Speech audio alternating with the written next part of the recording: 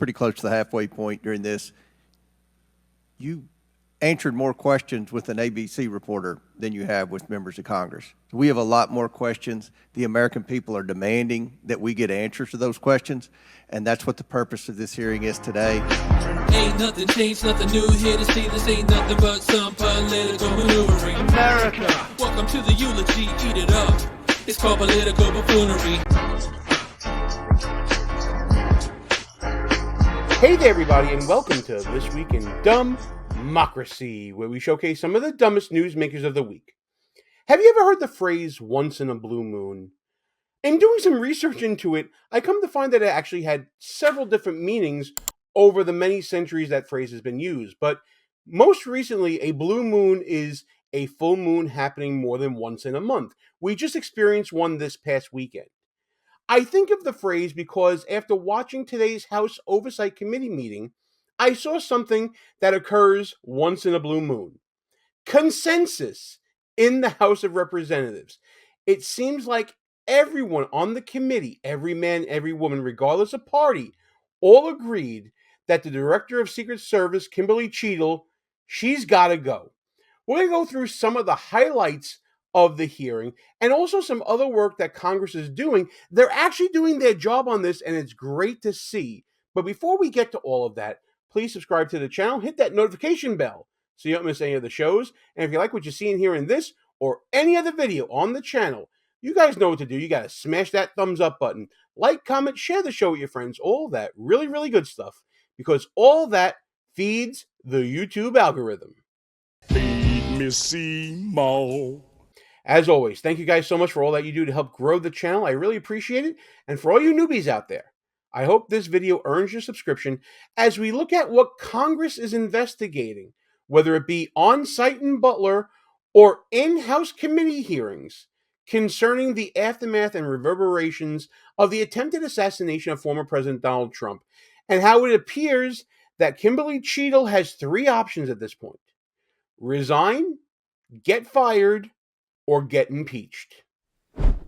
I want to start with this video from Arizona Congressman Eli Crane. Now, Congressman Crane is a former Navy SEAL, and he went to the site in Butler, Pennsylvania, where the shooter was situated and took the shot at President Donald Trump. Now, he made this video elaborating on what he observed there from his own personal expertise as a Navy SEAL. He also posted this on X along with the video. I'm on the roof of the building in Butler, Pennsylvania, where shots were fired in an attempt to assassinate President Trump. As a former Navy SEAL sniper, it was clear to me that many security measures were dropped, making President Trump extremely vulnerable. Many questions still remain.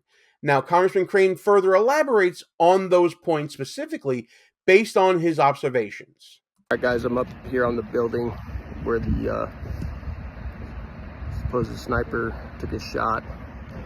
It's not that steep at all. We just had a 70-year-old man back here climb up on the roof easily. See that water tower behind me? Had Secret Service or anybody had sniper teams up there, this guy wouldn't have made it 5 feet up this roof. He would have been taken out. Behind me, you see the windows that Secret Service was supposedly in the second floor of this building behind. Makes you wonder why they weren't able to quickly dispatch the individual. And then behind me, back over here where those red roofs are, that's where the stage was set up. That's where the president was giving his speech from.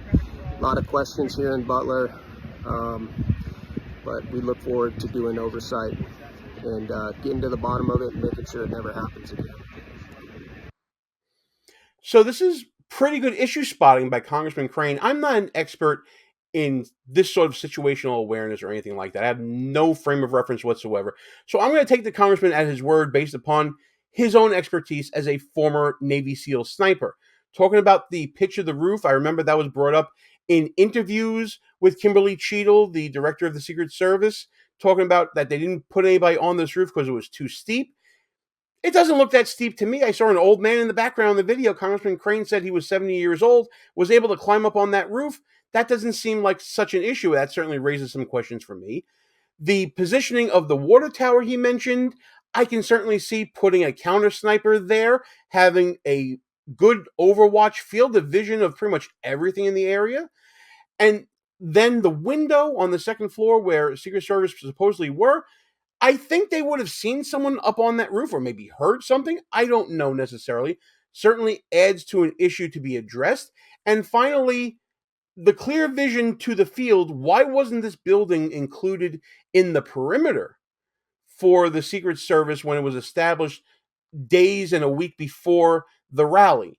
Lots of questions here, and thanks to Congressman Crane, we get a good visual on what this is all about. We now turn to the House Oversight Committee hearing where Secret Service Director Cheatle was subpoenaed to appear to answer for what the hell happened with this attempted assassination. I want to especially highlight Texas Congressman Pat Fallon, who questioned Cheatle, just like all the other members of Congress. But man, did this resonate with me when I saw it. How did a 20-year-old loner with a week's notice pick the absolute best location to assassinate President Trump when the entire Secret Service missed it? Director Cheatle, in your leadership, your agency got outsmarted and outmaneuvered by a 20-year-old. How can we have any confidence that you could stop trained professionals from a nefarious nation state? Those are absolutely questions. Nothing gets by you. I know they're questions, but the fact of the matter is we can't have that confidence. What kind of answer was that? Yeah, that's definitely a question we need to answer. How does that instill confidence and assure the nation that the Secret Service can do their job? That's a crazy answer, and it doesn't help her at all when Congress is seeking answers from her, and she has none to offer. Director, do you have the ability personally, and do you have the authority to beef up security of any of your protectees? Yes, I do. Okay. So were you also aware there was a credible threat President Trump was facing? He was facing a heightened security threat to a foreign adversary? Yes. That adds another layer of issues to this entire investigation. It's not just about the site anymore. It's also about the threat awareness that the Secret Service had before setting up this rally, that they knew that there was a threat from abroad. They didn't know about the domestic threat clearly, and they couldn't identify that in time clearly. We know that already. But this extra added layer adds questions about whether or not the detail afforded to former President Trump was even good enough, given the known threat assessment they had to do. Okay. So given that there was an increased threat to President Trump's life, was he provided a full security complement akin to what a sitting U.S. president would receive? He was provided a full complement of security based on the threat assessment that we had. That's not my question. And the venue. My question is, if he'd been the sitting president, would he have had the same security he had on July 13th, or would have been beefed up?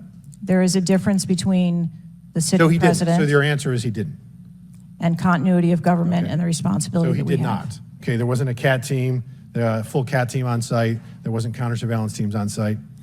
But this is the thing. You just said you had the ability to beef up the security. You knew about the threat, and you didn't.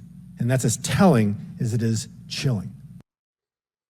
I can't help but agree with Congressman Fallon there. They knew about a threat. They didn't do anything extra to respond to it, apparently. At least that's what I'm hearing at this point. That's a complete and utter failure by the Secret Service right there. We have satellite images from the Butler Fairgrounds. Have you visited the site? No, I have not. What? 9 days and you have not visited the site. You should have been there that night. Did you talk to, that evening, did you talk to the team, the heroes that surrounded the president? Did you call them that night? They were still operational working. So that's an answer is no. Did you call them the next day? President. Yes, I spoke with You called them the very next day, not the day of, or was it 72 hours after? Uh-oh, this can't be good. I don't know the timeline, but I spoke with Okay, them. because you're under oath. How do you not know these things? First of all, how do you not call that moment? A former president was almost assassinated, being rushed to the hospital. How are you not getting reports from the field at that very moment? How have you not gone to visit the site as part of your own investigation? Congressman Crane made time to go there, but the director of Secret Service hasn't? And for you not to know your own timeline of when you spoke to people, how you didn't keep track of that, or at least come prepared to Congress 9 days after the fact to explain to them exactly what happened minute by minute, which is what is required here. To not be able to do that, that's a complete dereliction of duty. But I'm sure she's very contrite and taking full responsibility for all of this, because those empty words are uttered by everyone who ever fails to take accountability. It happens all the time. The lip service from government is going to be called out here, and big time. This isn't just partisanship, folks. This is brass tacks. Immediately I following. think it was 72 hours after you waited 3 days. What is immediately clear is that there are a number of structures that need to be secured. Of these, Director, other than the first, immediate 4, what's the most dangerous site that should have been secured? Because Security 101, you got to mitigate the high ground. Yes. Okay. Do you know what the next most dangerous site, what was the closest structure to the president, other than the 4 immediate ones that you had your counter sniper teams on? There are a number of structures around that event site. You know who the shooter knew? The shooter has visited the site 2 more times than you have, and he had a drone, and he picked the AGR building. So you said, do you remember in an ABC interview you did that you didn't have people on the roof of the AGR building because you were worried about safety because of the slope? That's exactly what I was talking about earlier with Congressman Crane's video. You saw the slope for yourself. Let's make this one of the topics of the day. Do you think the slope that you saw in that video from Congressman Crane, was that too dangerous for a sniper to be placed on that roof when you saw a 70-year-old man walking on it?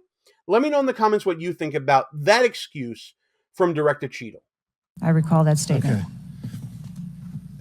Does the Secret Service have written policy you can share with us about slope roofs? No. Okay.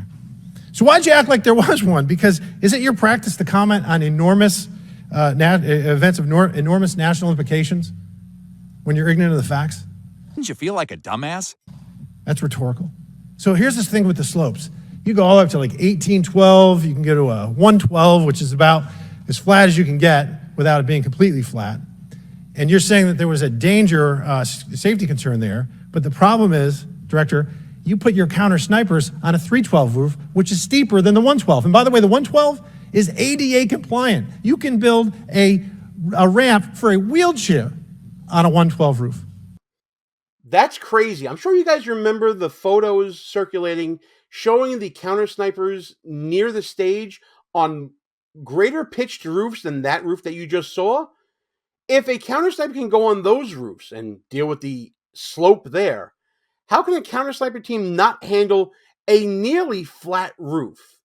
It's an asinine statement from someone who wasn't prepared to talk about these issues, who then went on TV and just let all kinds of crap spew out of her mouth without accountability. Again, she's going to claim that she's being accountable.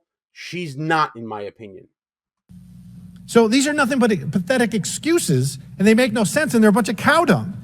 All the law enforcement I've spoken with over the last 9 days are amazed that the AGR rooftop was not secure. And you want to know why? Because it's dangerous. I have never had any long gun training in my life. All right, so I just want to stop and look at the photo there. Take a look at that. You see the pitch on that roof. You saw what Congressman Crane was on. There's no comparison, right? This is clearly steeper than the roof where the shooter was, but you couldn't put counter snipers on that flatter roof, but you can on this one. It's completely buffoonish. I own an AR-15, and last time I shot it one time my whole life. It was 6 years ago. That is until Saturday, where we recreated the events in Savoy, Texas, where we recreated what happened in Butler. I was lying prone on a sloped roof at 130 yards at 6:30 at night. And I knew that he had a scope, I didn't know what kind, red dot or magnified. So I shot 8 rounds from both. You know what the result was? 15 out of 16 kill shots. And the one I missed would have hit the president's ear. That's a 94% success rate. And that shooter was a better shot than me. It is a miracle President Trump wasn't killed. Corey Comparatore's life is over because that damn shooter made it on the roof. And it wasn't the roof that was dangerous, it was the nut job on top of the roof. You know what else is dangerous? I believe your horrifying ineptitude and your lack of skilled leadership is a disgrace. Your obfuscating today is shameful. And you should be fired immediately and go back to Garden Doritos. Mr. Chairman, I yield back. That dig at the end is a reference to Cheatle's past work experience working security for PepsiCo, I believe it is. But you see the passion from Congressman Fallon here recreating this whole scene is something pretty astounding to bring to Congress with. I wanted to show his passion for the issue, and you'd expect this from a Republican. But you're going to see the exact same sentiment coming from the other side of the aisle. Now, you guys know, if you've been watching the channel for any length of time, that I hate partisan buffoonery. Can't freaking stand it. You guys should know that by now. When politicians put their party before nation, before the welfare of the citizens, I got a big problem with that. So I call it out as much as I can. So if I'm going to be intellectually honest myself and expect intellectual honesty from others, I also have to give credit where credit is due. That's why I'm going to show you Democratic Congressman Moskowitz from Florida doing his own line of questioning with Director Cheatle. And I find virtually no fault in this line of questioning from him. Chair now recognizes Mr. Moskowitz from Florida. Thank you, Mr. Chairman. Thank you for this hearing. I want to thank the subpoena that you sent. I want to thank Ranking Member Raskin and your work, the letter you sent to the committee. And I also support the creation of a commission to get to the bottom of what happened. Oh my God, civility.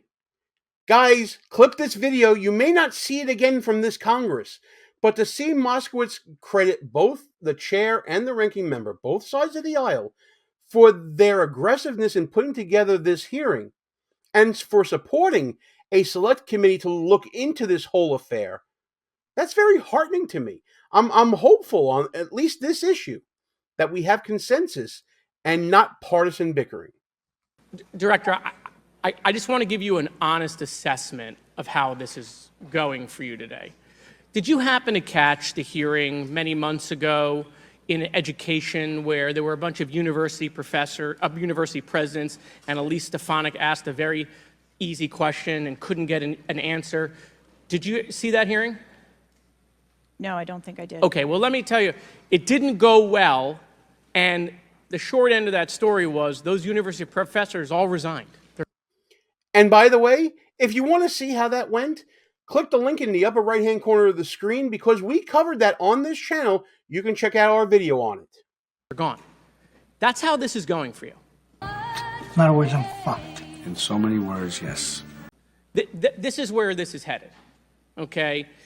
This is, I don't know who prepared you for this. I don't know how many times you've testified in front of Congress. But a president was almost assassinated live on television, not just for Americans, but for the world to see.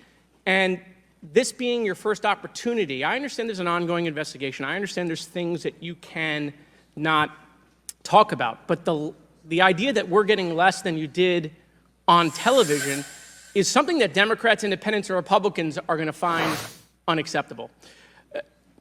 My high school, Marjorie Stoneman Douglas, was on the list of mass shootings that Representative Raskin held up. That very day, the school resource officer, a police officer, did not run into the building. He hid in the stairwell while the shooter was in the building. He stayed outside, never helped. Okay? He also directed other officers who showed up on the scene not to go into the building. When it was determined that the failures in response and training, and that the sheriff fired nobody in his agency, Governor DeSantis then removed that sheriff. I supported the removal. So here's my question. You said there's going to be accountability. I understand you don't want to give us names. When you say that, are you telling the committee that once it's concluded, you're prepared to fire the people on the ground who made poor decisions that day? Great question. Who's going to be held accountable? You may remember from the debate between former President Trump and President Biden that President Biden doesn't like to hold people accountable, doesn't really fire people. So this is a completely valid question for Moskowitz. Whose heads are going to roll if and when this investigation is done? I'm prepared to take the actions necessary. No, that's nonsense, okay? Accountability, the failure was human. That doesn't mean they're bad people. It means they failed that day, and a former president was almost assassinated, okay? Are you prepared to fire the human failure on the ground? Yes or no? When you have the names of where those failures were, they're people. It's not like a piece of technology failed. It was people who failed that day. Are you prepared to fire them? Well, we're waiting. I don't have an answer as to whether. Well, then how can there be accountability if you're not prepared to fire someone? And the reason why your name is going to be the person who's held accountable, the reason why members in this committee are calling for resignation, and I join in that, or for the president to fire you, is because you're saying there's going to be accountability, but you can't commit that people are going to get fired. It's a great point. I can't fault the man. He's putting nation before partisanship. This is Joe Biden's director of Secret Service, and he's holding nothing back here. I commend Congressman Moskowitz for this tact. I appreciate that he's in favor of Director Cheatle resigning or being fired. I wonder if he'd be the same in support of impeachment. Obviously, we're not going to get that answer right now because that wasn't on the table during this committee hearing. But it's good to see that he is pushing back on Cheatle's non-answer responses. This happened throughout the entire committee hearing. There were all these non-committal answers, the shucking and jiving that you expect from ongoing investigations and all that the members of Congress on both sides of the aisle did not tolerate. And it's great to see. Let me ask this question a different way. If Trump had been assassinated that day, if the gunman had succeeded, okay, would you have come and tendered your resignation? I would still be sitting here because I would want to ensure the integrity of the investigation. Totally understand. That's a fair answer that you would have set up that process. But would you have had the honor to come in front of the committee and say, former president was assassinated on my watch, there should be new leadership? I think that I have admitted that there was No, that's what I'm asking. Would you have failure tendered your resignation if he had been killed? that occurred on my watch, and I am accountable for that. Okay, but would you have tendered your resignation if he had been killed? Just say it. I think that I've admitted that I've taken accountability and will take responsibility. Yeah, that's a big fat no right there. She's being non-committal there, not accepting that the buck stops with her when it comes to the Secret Service. This is also her failure. You talked about Congressman Fallon saying how she didn't respond to the officers on the ground for 72 hours, didn't get to them for days, didn't go to the scene yet. What kind of cockamamie investigation is this at this point? So you see that both sides of the aisle are clearly upset with Director Cheatle here. But when we come back, I got the icing on the cake for you because we're going to look at Nancy Mace's interrogation of the Secret Service director, and you're going to see why she's actually put in a privileged motion to impeach the director. Like what you see so far? Go ahead and smash that thumbs up button. Also, leave us a comment and tell us what you're thinking. And don't forget to subscribe so you never miss another show. I have to say, Director, we're pretty close to the halfway point during this. You answered more questions with an ABC reporter than you have with members of Congress. We have a lot more questions. The American people are demanding that we get answers to those questions, and that's what the purpose of this hearing is today. So I'm sure a lot of the questions that have already been asked are going to be asked again, and hopefully we can get some answers to those questions. I strongly implore you to answer those questions. You're here with a subpoena, and we expect you to answer the questions. Chair now recognizes Ms. Mace from South Carolina. Thank you, Mr. Chairman. Director Cheatle, the American people are watching, and they're wondering if there are any questions you can answer honestly today. So, Director Cheatle, I have a series of questions, very specific questions. I want very specific answers. Most of my questions are going to demand a yes or no answer. Do you understand? I do.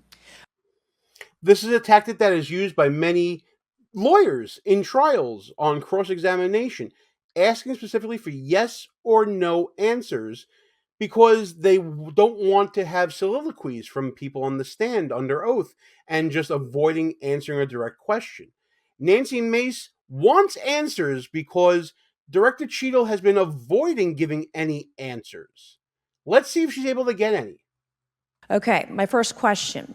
Both sides of the aisle today have asked for your resignation. Would you like to use my 5 minutes to draft your resignation letter, yes or no? Oh, coming in real hot. Oh, I did not see that one coming. yeah, I don't think she's resigning here, but that certainly sets the tone, doesn't it? No, thank you. Was this a colossal failure?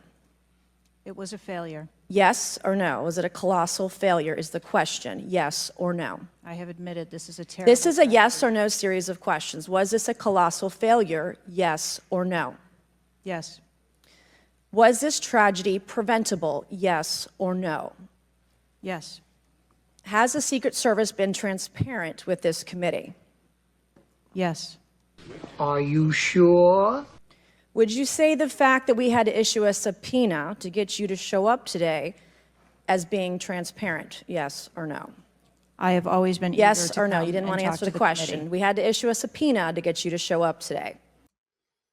That's very telling as well. Obviously, the executive branch, the legislative branch, they don't work well together sometimes, especially when the executive has to answer for their actions to the legislature. So the fact that the committee jointly had to issue the subpoena to get Cheatle to show up should speak volumes for not only the secretive nature of their investigation. They don't want to talk about any of the details of it in public, except when she goes on ABC News to give an interview, of course. But it also speaks to the avoidance of real accountability in this investigation. That is not transparent, by the way. You stated earlier, Secret Service is not political. Is that correct? Yes. Okay. Would you say leaking your opening statement to Punchbowl News, Politico's Playbook, and Washington Post several hours before you sent it to this committee as being political? Yes or no? Always. If that is indeed true, and honestly, I can't verify who leaked what, but if news outlets got copies of her remarks before the committee did, that sounds like a big no-no to me. That sounds like disrespecting the committee. It sounds like a political tactic to get out in front of this grilling that was to come. That doesn't sound good at all. I have no idea how my statement got out. Well, that's bullshit. Language. Oh, Nancy Mace is a lot of things. She is nothing if not direct, right? She doesn't mince words, and she calls it like she sees it. I would like to ask unanimous consent to enter into the record articles by Punchbowl News, Political Playbook, Washington Post, all done at 5:24 a.m., 6:12 a.m., 6:34 a.m., a solid 3 to 4 hours before this committee got your statement. She's completely cooked. Oh, man. She brought the receipts. That's not good.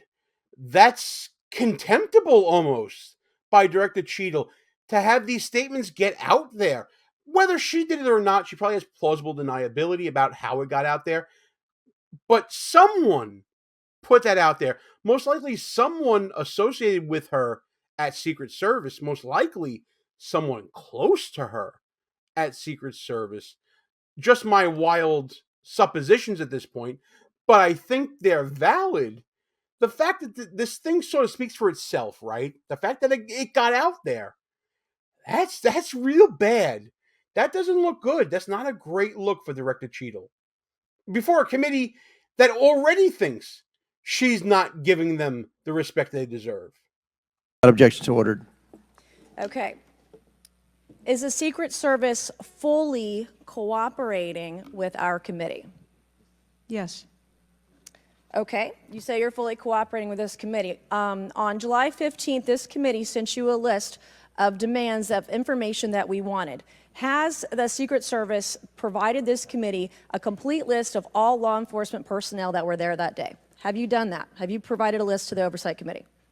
Yes or no? I will have to get back to you on that. That is a no. Have you provided all audio and video recordings in your possession to this committee, as we asked on July 15th? Yes or no? I would have to get back to you. That is a no. You're full of shit today. The gloves are coming off. You're just being completely dishonest. Mr. Chairman, Mr. Chairman. Chairman, I want to. Come on. We have to maintain decorum in this committee, no matter how have you provided upset we any get. and all memos to this committee that we've asked you on July 15th? Have you provided all memorandums within the Secret Service? I would have to get back to you on That is a no. You are being dishonest or lying. Like you're being dishonest here with this committee. These are important questions that the American people want answers to, and you're just dodging and talking around it in generalities. And we had to subpoena you to be here, and you won't even answer the questions. We have asked you repeatedly to answer our questions. This isn't hard. These are not hard questions. Have you provided us all communications from the Secret Service related to that day and that rally? Have you provided this committee? We've asked for this information on July 15th. Have you provided any of this information that this committee has asked of the Secret Service? Any of it? I'll have to get back to you on Have that. you even read this letter that we sent you? Did you even read this? Yes. Okay, and you have said you don't know, you have no idea. Well, the answer is no. We haven't gotten a single document or piece of information or data from you or your agency in related to the rally that we have asked you for. So, was this attempted assassination of Donald Trump a failure of training or execution or both? I think that those are answers that we need to Training, examine. execution, or both? Which one? I think those are answers. All right. we How need to determine. many Secret Service personnel have lost their jobs due to this colossal failure? At this time, none.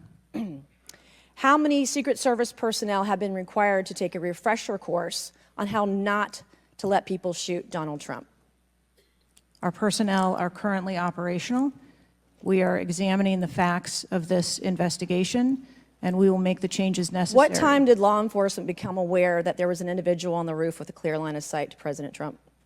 I am still verifying timelines. Of course, 9 days in, you have no answers. How many minutes went by between the time law enforcement saw and took photos of crooks and the shooting? How many minutes? I am still verifying timelines. 57 minutes. Thank you, Mr. Chairman, and I yield back. Wow. That type of grilling will leave burns for days. Shortly after that hearing, Nancy Mace filed a privileged motion to file articles of impeachment against Kimberly Cheatle. You can see why, right? The total avoidance of responsibility, the non-answer responses, failing to respect the House Oversight Committee in responding timely to their demands for documentation, in leaking out, allegedly, the statements prior to the hearing as a political maneuver, the layers upon layers of the lack of threat assessment, the lack of situational awareness, the lack of planning in the field, it's all there. It is a colossal failure, as Congresswoman Mace has said, which is why she has this privileged motion heading to the floor, which demands, pursuant to rule, a vote within 48 hours of its filing. So it looks like Kimberly Cheatle may be impeached, unless, of course, she resigns first or the Biden administration fires her. I don't know what's going to happen here, but this chapter in history that we were witness to, it certainly is going to have ramifications for the future security of protected people in our government for years to come. But listen, that's just my opinion on all of this. Let me know what you guys think. Should Kimberly Cheatle resign? Should she be fired? And alternatively, if none of those happen, should Congress impeach her?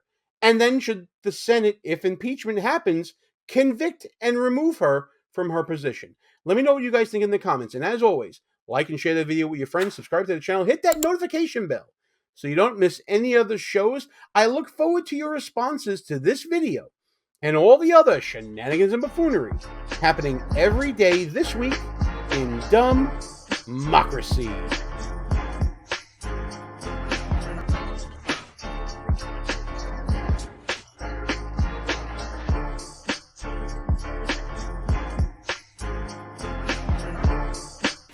All views and opinions expressed here are not necessarily of the mainstream media and may offend some listeners.